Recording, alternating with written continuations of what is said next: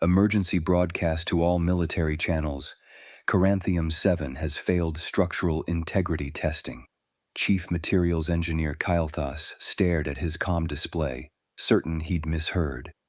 In 47 years of materials science, spanning 3 different species technological development programs, he had never seen that particular alert.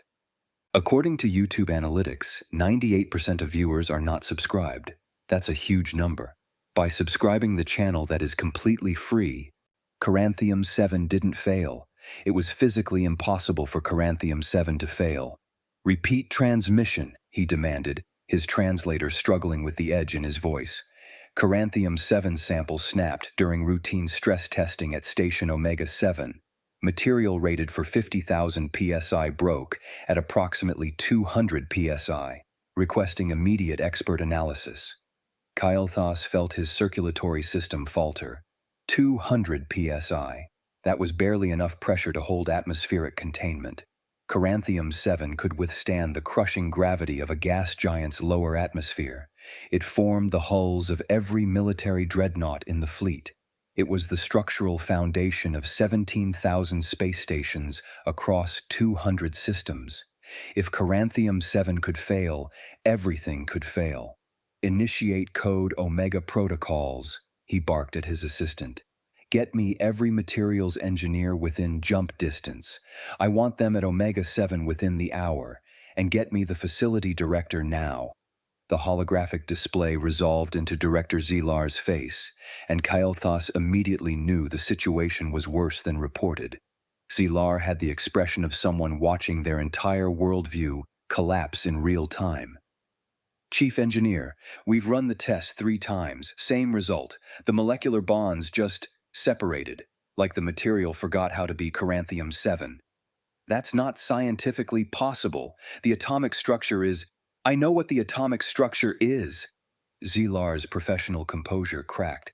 I've been working with this material for 22 years. I'm telling you, it forgot how to maintain structural integrity, and there's something else. Kael'thas waited, dreading whatever came next. There was a human present when it happened. A human? What does that have to do with... She was holding the sample for cleaning. When she gripped it with her maintenance cloth, it just snapped, like brittle ceramic. Kael'thas accessed the facility roster, finding the human designation. Sophia Garcia, maintenance technician, 6 months employment. Humans were still relatively new to the galactic workforce, but they'd proven competent enough at basic tasks, cleaning equipment, handling tools, performing routine maintenance. Is the human still there? Yes, and she's very confused. Keeps saying she was just cleaning it like we asked. Chief Engineer, if this is a materials defect, if there's something wrong with the Cael'thas production process, then every ship, station, and weapons platform in the galaxy might be compromised. Kael'thas accessed his priority transport authorization. I'm en route. Don't let anyone touch any more samples. Don't let anyone leave. And someone keep the human isolated until I can determine what happened. The jump to Station Omega-7 took 14 minutes that felt like 14 years. Kael'thas reviewed every materials science paper published in the last decade, searching for any reference to Cael'thas degradation. There was nothing. The material was considered so stable that most research had moved on to other compounds years ago. He arrived to find the testing facility in controlled chaos. Engineers clustered around sealed examination chambers, reviewing holographic data that all showed the same impossible result. The strongest alloy in known space had failed under pressure that a standard atmospheric door seal could withstand. Where's the human? Kael'thas demanded. An assistant pointed toward a corner where a small biped sat on a storage container, looking thoroughly bewildered. She wore standard maintenance coveralls with various cleaning implements attached to her belt. Her designation badge read, S. Garcia, Maintenance Tech Level 2. Kael'thas approached, trying to maintain professional composure despite the crisis unraveling around him. I'm Chief Materials Engineer Kael'thas. Can you explain exactly what happened? The human, Sophia, looked up at him with an expression of complete confusion. I literally have no idea. I was cleaning the sample like Director Zilar asked, standard polish procedure, same as I do every week. I picked it up with my cleaning cloth, applied the solution, and it just... She made a snapping gesture with her hands. Broke, like a cracker or something. A cracker? You know, a thin, crispy... Never mind. It just broke, really easily. I thought maybe it was already cracked or something. She looked around at the assembled engineers, their expressions ranging from panic to existential dread. This seems like a pretty big deal. Did I do something wrong? Because I swear I followed the exact procedure in the manual. Kael'thas studied the human. She appeared genuinely confused, not attempting deception. The material you were cleaning is rated to withstand 50,000 pounds per square inch of pressure. You should not have been able to break it with your bare hands if you tried for 1,000 years. Oh, Sophia processed this information. Well, that's weird. I definitely didn't try to break it, I just held it. She demonstrated a basic gripping motion. Like this? Just normal holding? Show me the remaining samples, Kael'thas ordered the nearby technicians. Sealed containers. No human contact. They brought forward a case containing 3 pristine Coranthium-7 test cylinders, each one glowing faintly with the characteristic iridescence of properly bonded molecular structures. Kael'thas ran a handheld scanner over them. Structural integrity, optimal. Molecular bonds, stable. Density, within 0.001% of specification. He looked at Sophia. These samples are perfect. Exactly as they should be. That's good, right? Sophia offered hopefully. It would be, except the sample you touched was identical to these 4 hours ago. Kael'thas made a decision that went against every protocol in his extensive training. I need you to touch one of these samples. Are you sure? I mean, I don't want to break more expensive science stuff. Just pick it up, carefully. Sophia shrugged and reached for the nearest test cylinder. The moment her fingers made contact with the Coranthium-7, every scanner in the facility began screaming alerts. The molecular bond integrity dropped by 40% in 3 seconds, 50% in 5 seconds. At 7 seconds, the Coranthium-7 test cylinder crumbled in Sophia's hand like compressed sand. I didn't even squeeze! Sophia stared at the gray powder coating her palm. I was barely touching it. Kael'thas backed away from the human, his mind racing through impossibilities. Run complete analysis on the degraded material, now. And someone get me fresh samples, samples that have never been within 10 meters of a human. 20 minutes later, the testing chamber had been reconfigured. Sophia stood behind a transparent barrier while engineers in full protective gear brought in new Coranthium-7 samples. They placed them in the testing apparatus and ran the standard stress protocols. Molecular integrity, optimal, the lead technician reported. Withstanding 40,000 psi, 45,000, 50,000. Peak performance maintained, the material is perfect. Good. Kael'thas turned to Sophia. Now I need you to come in here and hand me one of these samples. Are you sure that's a good idea? Because I'm pretty sure I'm some kind of walking materials disaster. That's what we need to confirm. Sophia entered the testing chamber, approached the rack of pristine test cylinders, and carefully lifted one with both hands. She walked over to Kael'thas and extended it toward him. The Coranthium-7 snapped cleanly in half. Oh, come on! Sophia juggled the 2 pieces, preventing them from hitting the floor. I was being so careful. Test another one, Kael'thas ordered, his voice hollow. Sophia picked up a second cylinder. It fractured before she could fully lift it. A third crumbled into chunks. A fourth split into 3 pieces with a sound like breaking glass. Okay, this is officially weird, Sophia said, staring at the destroyed samples. I clean stuff all the time. Equipment, tools, surfaces. Nothing's ever just fallen apart before. Because you've never cleaned Coranthium-7 before. Kael'thas accessed his emergency command channels. I need Senior Commander Zilax at Station Omega-7 immediately. Priority Alpha clearance. We have a galaxy-level materials crisis. Commander Zilax arrived with an entourage of military materials specialists, all demanding explanations before they'd even cleared the docking bay. Kael'thas met them in the primary testing facility, where Sophia sat surrounded by piles of destroyed Coranthium-7 samples like some kind of apocalyptic sculpture garden. Explain. Zilax's command presence filled the room. How is our strongest alloy failing? What's the defect? What's the contamination? There is no defect, Commander. There is no contamination. The material is perfect until... Until what? Kael'thas gestured toward Sophia. Until a human touches it. Zilax studied the small human for a long moment. That's physically impossible. I know. Materials don't fail because a specific species touches them. That's not how molecular bonds work. I know. Then what is happening here? I don't know. Kael'thas felt his professional composure finally breaking. She touches it, and it becomes brittle, fragile. It forgets how to be the strongest material in the galaxy. Sophia raised her hand.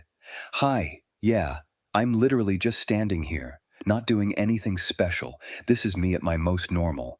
She gestured at herself, just a regular maintenance tech who apparently destroys supermetals by existing near them. So that's fun. Should I, get an exorcist or something? This isn't supernatural, Zilax snapped. This is materials science. There must be an explanation. He turned to his specialists. Test every structural material we use. Titanium, durasteel, reinforced ceramics. I want to know if this is specific to Coranthium-7 or if it's a broader issue. The next 2 hours were a systematic nightmare. Titanium alloy? Sophia touched it. Fractured. Military-grade durasteel? Sophia picked it up. Crumbled. Reinforced ceramic plating? Sophia's fingerprints on the surface created spiderweb cracks that spread across the entire plate. Composite armor mesh? Dissolved into component fibers. Structural polymer. Became powder. Every material they tested, every alloy that formed the backbone of galactic infrastructure, failed the moment Sophia made contact. Materials that could withstand weapons fire, radiation, extreme temperatures, and the vacuum of space turned brittle and useless under human hands. This can't be happening, one specialist whispered. The biochemical interaction required to compromise these materials simultaneously, it's not possible. Nothing in known science explains this. Zilax stared at the growing pile of destroyed samples. If humans can compromise our materials just by touching them, then every ship they've served on, every station they've worked in, every piece of equipment they've handled, could be structurally compromised, Kael'thas finished. Commander, we have 43,000 humans in the galactic workforce. They've been working with our materials for 3 years. The implications hung in the air like a toxic cloud. Humans weren't just maintenance workers and technicians anymore. They were inadvertent saboteurs, their mere presence degrading the very infrastructure they'd been hired to maintain. Sophia stood in the center of the room, surrounded by the wreckage of galactic materials science, looking increasingly uncomfortable. So just to confirm, this is not normal for other species? Because I'm starting to feel like maybe I should have mentioned something earlier, but I genuinely had no idea I was a walking structural integrity violation. What are you made of? Zilax demanded, the question erupting with decades of military authority behind it. What biological composition allows you to destroy materials that can withstand stellar radiation? Sophia blinked. Bones? Blood? Muscles? You know, the standard biological kit. She looked around at the staring aliens. Why are you all looking at me like that? What are you made of? The Galactic Materials Science Institute deployed their top expert within 6 hours. Dr. Vexia arrived with enough scanning equipment to analyze a small moon, her reputation preceding her like a shockwave. She'd published over 300 papers on xenomaterials interaction, consulted on the construction of 47 space stations, and never encountered a problem she couldn't solve. She took one look at the destroyed samples and said, "Show me the human." Sophia waved from behind her containment barrier. "Hi, I'm the problem, apparently." Vexia circled the barrier, scanning Sophia from multiple angles with instruments that hummed and beeped in increasingly agitated patterns. "Biochemically impossible," she muttered. "The readings are completely contradictory." "What does that mean?" Kael'thas asked. "It means her cellular structure contains compounds that shouldn't exist together in a living organism. The chemical reactions should be catastrophic." Vexia adjusted her scanner, frowned, and adjusted it again. "But she's clearly alive and functional, so either my equipment is malfunctioning or human biology violates several fundamental principles of biochemistry." "My equipment is fine, thanks," Sophia called out. "I get annual physicals. Doctor says I'm healthy as a horse." "A what?" "Never mind. Look, I'm happy to explain human biology if that helps. I took anatomy in school." Vexia gestured for her to continue, still studying her scanner readings with visible distress. "Okay, so, basic human composition." Sophia counted on her fingers. "Mostly water, obviously. Then you've got your structural stuff. Calcium for bones, proteins for muscles, carbon-based everything because we're carbon-based life forms. Then trace minerals for various functions. Iron, magnesium, zinc, copper, selenium, a bunch of others." Vexia's scanning equipment emitted a sharp alarm. "Stop! Go back! Did you say iron?" "Yeah, iron's in hemoglobin. It's how we transport oxygen through our bloodstream." "Your body contains metallic iron, unprocessed metallic iron, just circulating through your system." "I mean, yeah. How else would oxygen transport work?" Sophia looked genuinely confused. "How do you transport oxygen?" "Through silicon-based molecular carriers that are chemically inert." Vexia's professional composure was cracking. "We don't walk around with reactive metals in our bodies. That's insane." "It's not reactive when it's bound to proteins. It's iron, one of the most reactive elements. You're telling me you have iron, calcium, magnesium, zinc, and copper all in the same biological system?" Vexia was pacing now, her scanning equipment forgotten. "That's a walking chemical reactor. Those elements interact with each other. They catalyze reactions. She stopped dead. "Oh, by the founders." "What?" Zilax demanded. Vexia pulled up a holographic display showing molecular structures. "Human skin constantly sheds microscopic particles. Every time they touch something, they transfer trace amounts of these reactive materials. Normally, this wouldn't matter, but Coranthium-7, Durasteel, titanium alloys, they're all designed for absolute molecular stability in inert environments." "Our materials are pure," Kael'thas said slowly, understanding dawning. "We eliminated all reactive elements from the alloy compositions to maximize strength." "Exactly. You created materials so refined, so molecularly perfect, that they have no resistance to reactive compounds.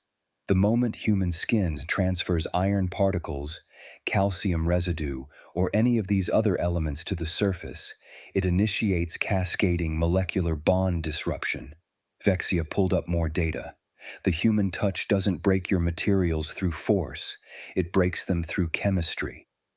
Sophia started laughing. She couldn't help it. Wait. Are you telling me that your super strong space metal is too pure?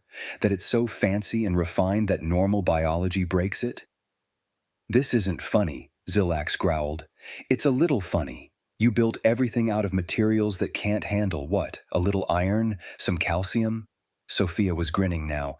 "I'm literally made of stuff you consider too reactive to be useful, and I'm fine. Better than fine. I'm not falling apart every time I touch myself." "That's because your body evolved with those materials integrated into its structure," Vexia explained. "You have biological systems to manage those reactions.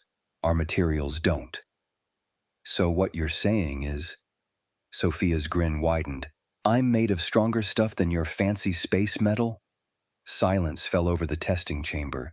Engineers looked at each other, looked at their data, looked at the human standing there, completely intact, made of compounds they'd deemed too primitive and reactive for serious engineering. Kael'thas pulled up a comparative analysis: human bone density, molecular composition, self-repair capabilities. The data was undeniable. Yes, he said quietly. Apparently you are. Ha! Sophia pointed at the pile of destroyed Coranthium-7. I'm tougher than the galaxy's strongest alloy. That's going on my resume. This is a disaster, Zilak said. How do we build infrastructure that humans can't compromise? How do we design materials that can withstand reactive compound exposure? Vexia studied her data for a long moment. Commander, I don't think you understand the full scope of the problem. It's not just about building materials that can withstand humans. She pulled up a molecular comparison chart. Human bone structure has a strength-to-weight ratio comparable to Coranthium-5. Their muscle tissue can generate force outputs that rival hydraulic systems. Their blood carries more oxygen more efficiently than our best synthetic compounds. And all of this is built from primitive reactive materials that we abandoned centuries ago. What are you saying? I'm saying that humans didn't evolve to work with our technology. Our technology is incompatible with their biology. But their biology, Vexia highlighted the comparative data. Their biology might be superior to our materials science. That's impossible, Kael'thas protested. We've spent millennia perfecting these alloys. They're the strongest, most stable materials in known space. Stable in sterile environments, yes, but humans don't live in sterile environments. Vexia gestured at Sophia. She lives on a planet with a corrosive oxygen atmosphere, constant radiation exposure, and gravity that would crush most species. Her body is built to handle that. Your materials aren't. Sophia raised her hand. Quick question. If I'm so biochemically dangerous, why haven't I been falling through floors or dissolving door handles for the last 6 months? Because, Vexia said slowly, most infrastructure materials aren't as refined as our high-performance alloys. Standard construction materials have impurities, irregularities, built-in flexibility. They can absorb minor chemical interactions without structural failure. She looked at the destroyed Coranthium-7 samples. We over-engineered for the wrong conditions. Zilak stared at the human maintenance worker who had inadvertently exposed the fundamental flaw in galactic materials science. So what do? We learn from Earth, Vexia said. We study how humans build structures that they can use. Because clearly, they figured out something we missed. The emergency military command session convened in Station Omega-7's largest conference chamber. Admirals, engineers, and materials scientists from across 3 sectors gathered while Vexia presented her findings on a holographic display that dominated the room. Human skeletal structure, Vexia began, highlighting a rotating image of human bone composition, has a compressive strength comparable to Coranthium-5, which we use for military-grade armor plating. But unlike our armor, human bones are self-repairing at the molecular level. Fractures heal themselves. Stress damage regenerates. The material actively maintains its own structural integrity. An admiral in the back spoke up. That's impossible. Self-repairing materials require active energy input and complex nanotechnology. Human biology provides both through metabolism. They consume chemical fuel, food, convert it to energy, and their cellular structures use that energy for continuous repair and maintenance. Vexia pulled up more data. Their muscle tissue can generate force outputs that rival our hydraulic systems, but with fractal flexibility that allows for fine motor control we can only achieve through sophisticated servo mechanisms. And the blood? Zilax asked from his command position. Active metallic compounds in suspension, iron bonded to proteins, creating an oxygen transport system more efficient than our best synthetic carriers. The blood itself is a flowing chemical reactor, constantly managing pH balance, fighting infections, repairing damage, and maintaining homeostasis. It's a feat of engineering we couldn't replicate with our most advanced technology. Commander Zilax leaned forward, staring at the data. Dr. Vexia, I'll ask you directly, what is this human made of? Compounds we considered too reactive, too primitive, too difficult to be useful, sir. Iron, calcium, carbon, phosphorus, sodium, potassium, elements that interact with each other in ways we deemed uncontrollable, but humans integrated those very interactions into their biology. They don't fight chemical reactivity, they harness it. An engineering specialist activated his own display. But these materials are structurally inferior to our refined alloys. The theoretical limitations alone are based on sterile laboratory conditions, Vexia interrupted, conditions that don't exist in the real universe. Commander, may I demonstrate? Zilax nodded. Vexia gestured to Sophia, who'd been sitting quietly in the corner, looking increasingly uncomfortable with being the center of a military briefing. Ms. Garcia, would you mind standing in the center of the room? Sure? Sophia stood, walked to the designated spot, and waited. What now? Now we test your structural integrity. Vexia nodded to a technician who picked up a heavy calibration tool, solid durasteel, used for testing impact resistance. Wait, what? Sophia started.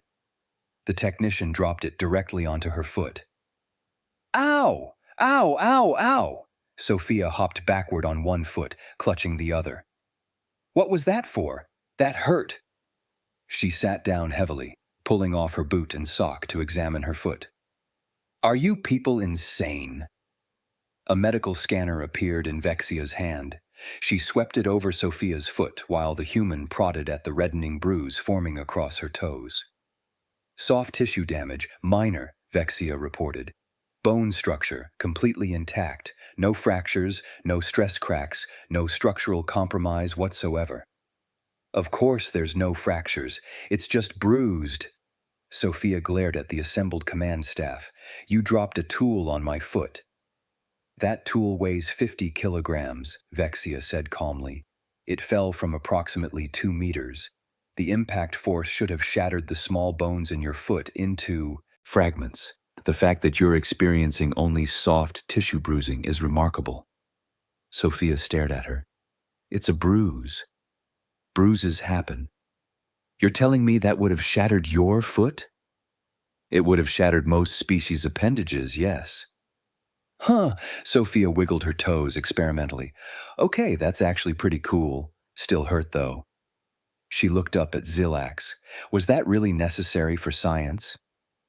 Zilax studied the human, his understanding of the universe slowly realigning itself.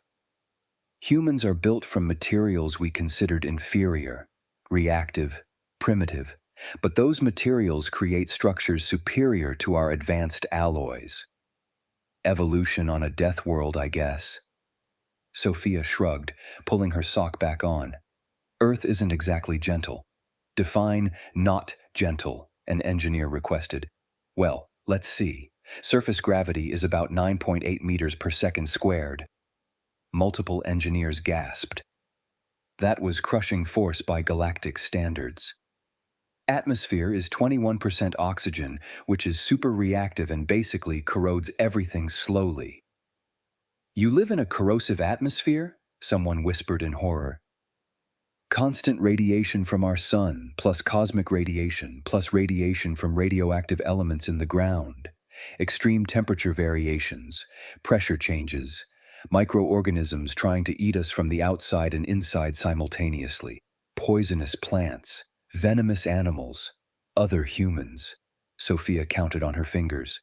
Oh, and sometimes the ground literally opens up and swallows things, or mountains explode, or the weather decides to throw 100-kilometer-per-hour winds at you. It's great. I mean, you adapt. The room had gone completely silent. You evolved in a toxic hellscape, Kael'thas said, his voice hollow. I mean, we call it Earth, but sure, I guess from your perspective it might seem a bit intense.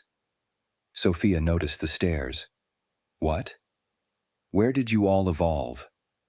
Stable atmospheric conditions, minimal radiation, gentle gravity wells, controlled chemical environments.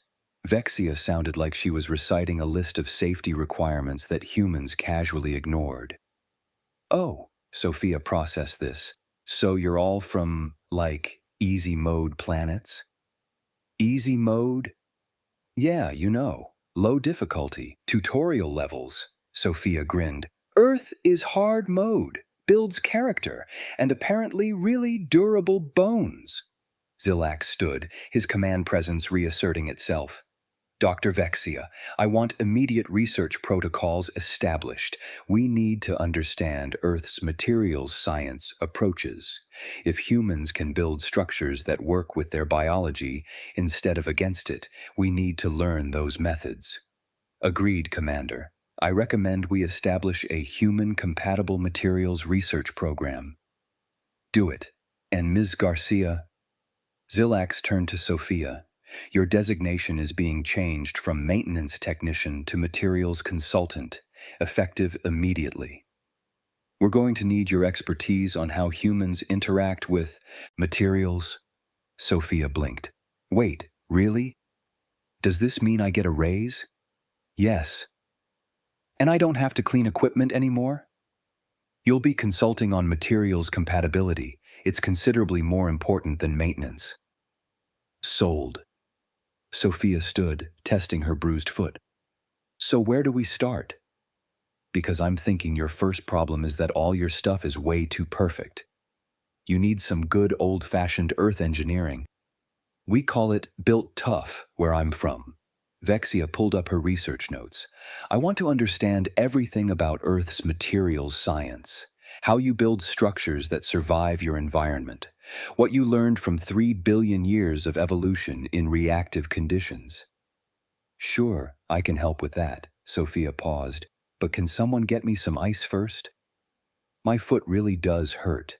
3 months later, Station Omega-7 had transformed into the galaxy's premier human-compatible materials research facility.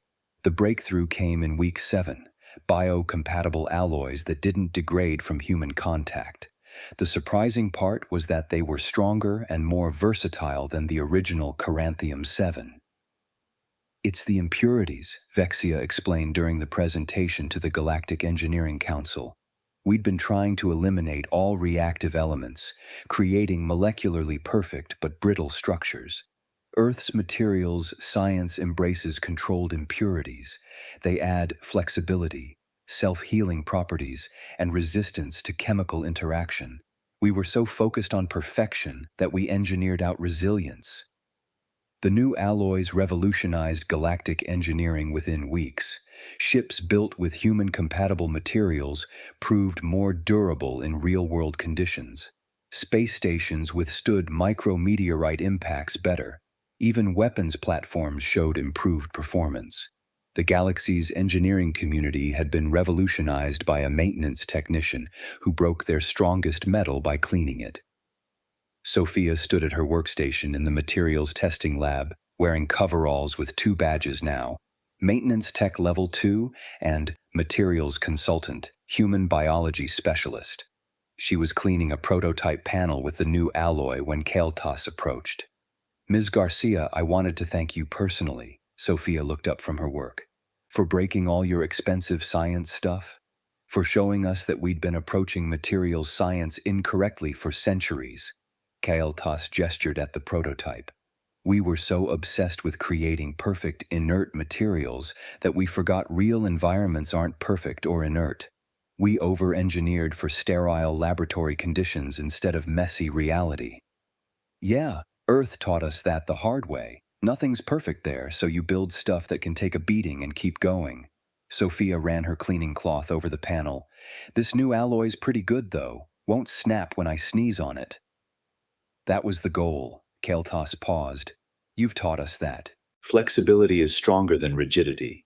Adaptation is better than perfection. It's a profound lesson. Cool, Sophia stretched, wincing. Hey, while I have you here, can someone explain why all your tools are so heavy?